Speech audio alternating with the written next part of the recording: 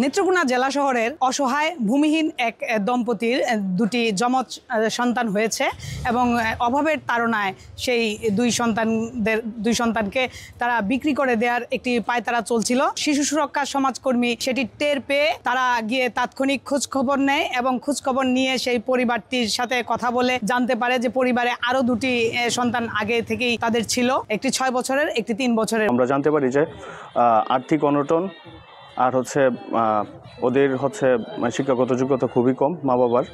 বাবা হচ্ছে রিক্সা চালক, অসহায় পরিবার। এমনিতেই 2 শিশুকে নিয়ে কোনো রকমের দিন কাটছিল তাদের।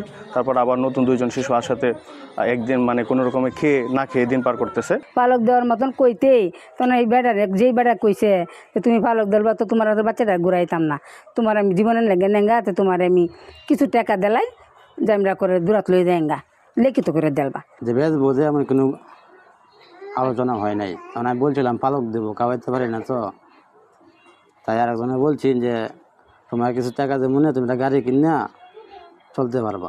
একজনে বলছিল যে 3 লাখ টাকা দেবো, পরে কইছে দিয়ে দেন আপনারা কিছু গাড়ি কিনে গড়টি করতে পারবেন। সমাজকর্মীদের সহযোগিতায়, জেলা প্রশাসনের হস্তক্ষেপে তারা সেটি থেকে বিরত হন এবং জেলা প্রশাসন নিজে গিয়ে তাদেরকে আশ্বস্ত করে দিয়ে আসে যে তাদের শিশুর খাবারের দায়িত্ব নিয়েছেন এবং যে বড় শিশুটি রয়েছে তাকে সরকারি শিশু পরিবার বালকে দিয়ে দেবেন। জন্ম নিবন্ধন থেকে শুরু করে সকল ধরনের সুযোগ সুবিধা এবং ঘর তৈরি করে দেওয়ার জন্য যা যা করণীয় সবকিছু করে দেবেন। আমার প্রাথমিক টার্গেট হচ্ছে তাদের ঘরটাকে সুন্দর করে মেরামত করে দেওয়া, যাতে বাচ্চাগুলোকে নিয়ে তারা একটু এখানে কমফোর্টেবল পরিবেশে থাকতে পারে। এটা একটা প্রথম কাজ।